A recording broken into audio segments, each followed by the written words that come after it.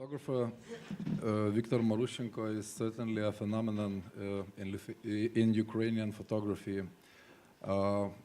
His name was mentioned in every presentation today, as we heard. And personally, I'm glad that I had a chance to meet him in Kyiv. In 2019, I visited the art fair Kyiv, Photo Kyiv. And Viktor Marushchenko was presenting there his photography school online gallery and the shop 5.6, where they presented important or young Ukrainian photographers like Mykola Troch, Yaroslav Solop, Andrei Bykov. With photographer Andrei Bykov, I became close friends, and every time he spoke about Viktor Marushchenko as a teacher from capital letter, to him and to many young photographers in Ukraine. He was born in evacuation during the Second World War, and later on they came back to Kyiv with his parents. And he has a sister who's still alive, and his father, he was working as one of the leaders, CEOs of Kyiv-based airplane development producing factory. So Viktor spent all his life in Kyiv, and he was also, let's say, part of this generation of Kyiv people during the Soviet times, who were searching for any kind of freedom and any kind of knowledge that can be learned from abroad, from the Western world, let's say. And by the way, this is the last self-portrait he did before he passed away. And I think that it was also made by him as a kind of his artistic approach. I think he know back then what he's doing like last shot of himself, which we will be use constantly after that, talking about him and presenting his projects. And also it's very important that he was part of this generation, not 60s but later, but let's say independent people, very close community, which was based on people from all artistic fields. Actors, musicians, architects, etc. Pictures you see here is from the series called Chernobyl, and I think it's the time when Marushchenko, in a way, reinvented himself as a photographer. Of course, the team, the subject matter dictated this, but he was no longer this sort of Soviet culture reporter. He and the artists or photographers who influenced him, like Walker Evans, for example, or photographers from Germany, I think he wanted to achieve this almost like no-style kind of visual language in photography, and he started to work on the Chernobyl series immediately after the power plant exploded, and he continued this work up until year 2000, I think, right until the full closure of the Chernobyl power plant station. But Marushchenko undertook this project very meticulously. He photographed people being evacuated at the early days of the disaster. He followed them to the places where they settled in their new homes. He photographed them years after. He photographed the people who decided to stay in the Chernobyl zone, self-called self-settlers. Yeah. And basically this project made Marushchenko known in the West, in a way, and he already had connections in Switzerland, as Alex said, because he moved after Germany to Switzerland for a couple of years, I guess. Yeah. And interestingly, the Swiss curator Harald Zeman he saw the book by Marushchenko which was titled Ukraine.Photographs, I think, is also a really interesting detail, because I think Marushchenko never used the term post-Soviet excessively, because this book was called only Ukraine, and he always positioned himself as a photographer from Ukraine, talking about Ukraine, which is slightly different from the approach of many other photographers who, of course, saw the potential of post-Soviet being more desirable term and a subject in the Western artistic discourse, I would say. Anyway, Harald Zeman invited Marushchenko to the main exhibition of 49th Venice Biennale, and in his curatorial statement, Zeman was talking about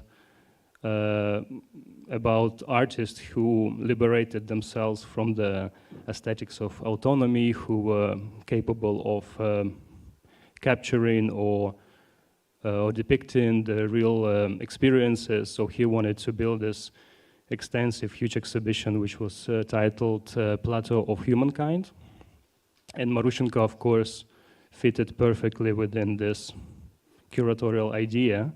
So, and he took part in the exhibition, and I think it was a time when he became an artist in a way, but strangely enough, he never ever called himself an artist, and he never studied art, and he was a documentary photographer in its most pure sense.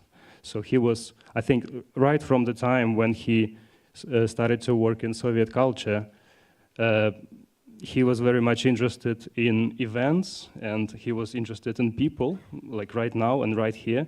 So maybe his subject changed, but in this way, he just saw some particular focus on relevant, important things. And of course, Chernobyl disaster was a major tragedy, and of course something to be covered and documented. But he participated in the most, probably, arguably one of the most important international art exhibitions, which made him even more known in the West. And his photographs were used as artifacts in a way. And I think really similarly to this, when he photographed in eastern Ukraine, in Donetsk region, he worked on the commission by Austrian film production company, I think. They worked on the film called Worker's Death. Yes. And Marushchenko, so some of the photographs were used for the film, but the really large amount of these photographs was kept for himself. And one day he approached the curator Jerzy Onuch, who at that time was living in Kiev, and suggested that he made this very extensive reportage on illegal mining, and it was a major activity in some parts of Donetsk and Luhansk regions, the place which always had the reputation of the very industrialized, successful part of Ukraine, but in the 90s and in the early 2000s, people were basically cast upon the margins of society, because this illegal mining was the only way to make ends meet and to find at least some money to live. And Marushchenko documented these people in this particular period of time and how they pursued their labor. And here I think the story is a little bit similar, because the photographs themselves are more or less classical documentary genre photographs. But Jerzy Onuch took these photographs and created a totally different project with Marushchenko out of them, which was presented in Biennale São Paulo, and he called it Dreamland Donbass.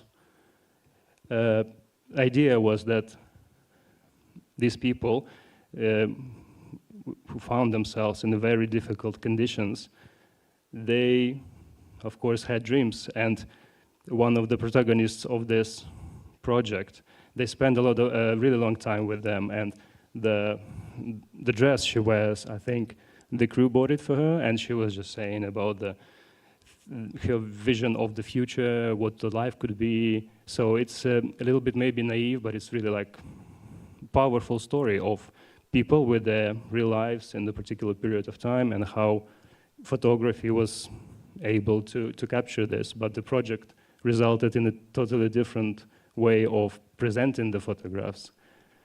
And I was lucky to work on this exhibition at Mistecki Arsenal, where, again, curator Jerzy Onuch made a show with Marushchenko and British photographer Mark Neville.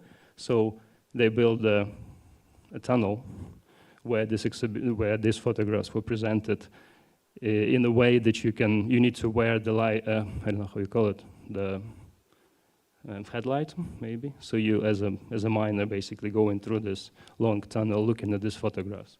And the very beautiful wallpaper, very typical of the 90s wallpaper. In Ukraine, there was like a light in the end of this tunnel. But when I met Viktor, I think I was very much fascinated by the way what the person he was, because not only photographer, but by this time he was no longer like a really active photographer, but he founded a school in 2004. He became which became like a center for emerging photographers, and not only photographers, especially in Kiev. Maybe Darius, you want to? Yeah, that was my next question. I just wanted to ask about his photography school. But from the beginning, Alex, you mentioned that he was a student or participated in Irina's PAP photography school. So was that like, because I don't have any knowledge about this school, was it like official school? And because I know that Viktor's school, which he founded, it's not institutionalized as well. So maybe you can give a bit information about that. So I never been official member of the school or a student of Viktor Marushchenko. I entered the school from the back door. But yeah, as far as I know, first of all, it was kind of independent, official school of photography. It was not a state school. It was headed by Viktor Marushchenko with the help of some of his close friends / partners like Valery Miloserdov, with whom he also firstly met with Irina Pap, and then they worked together in one newspaper as a photojournalist, and then they spent like time on other projects. So it was independent school of photography. I think that connection with Irina Pap is, I don't know how to say. As far as I know, Irina's Pap school was kind of like only one possibility to gain some knowledge, which you can find in a Soviet state, in particular in Kiev. And after after he returned back to Kiev, after his Euro tour, let's say, in Germany and Switzerland, he also he wanted to share knowledge he gained by himself in the Europe. And also he saw that the difference of the not even photography, but even artistic education was completely different comparing Ukraine with Europe. And he wanted to share his experience with especially education, because education from his point of view was a vital part of any artist. So that's why he wanted to bring, as well as Irina Pap, a lot of people from other fields of artistic knowledge, and also from to bring other photographers. For instance, Sasha Rudensky was a close friend of Viktor and also was a partner of the school. And our others, photographers like Glidielov, as well as Miloserdov, and some others were were part of the school in a way that they were sharing also their experience with the students that you can't find anywhere in Kyiv. Thank you so much. I know that Max and Losha knew him closely and worked with him, so it's nice to hear from you. Regarding the school, if anyone wants to know or wonders, it's an NGO and it still operates, and now Valery Miloserdov kind of took the place of Viktor Marushchenko. There was 1 year that the school was closed in 2022 due to the full-scale invasion. My question would be if any of you can somehow elaborate on how Marushchenko perceived photography, what was photography for him. He famously was saying, I know that it's a universal language, but can you unpack a little bit this, or if possible? I think does it work? Yeah. I think Viktor was very much aware of photography's, like the mechanisms of representation in photography, because one of the last issues of 5.6 magazine was about the Russian invasion, which started in 2014, and he was, because there were so many photographers photographing on the front line or when the Revolution of Dignity took place in Kiev, but instead of selecting the best projects, he decided to make an open call and use the photographs of people actually being there, what they photographed on their telephones. So I think this was quite characteristic of his way of seeing photography. He was looking for maybe more relevant ways of working with photographic medium, and he was always, at least to my knowledge, opposing the aestheticization in photography. So he was never about the specificity and materiality or printing processes, at least what I know. He was mostly interested in the most efficient and intelligent way of telling stories through photography. So it implied different kind of approaches. But I think it was at least in my understanding, it was the key characteristic of Viktor as a photography teacher and as a photographer.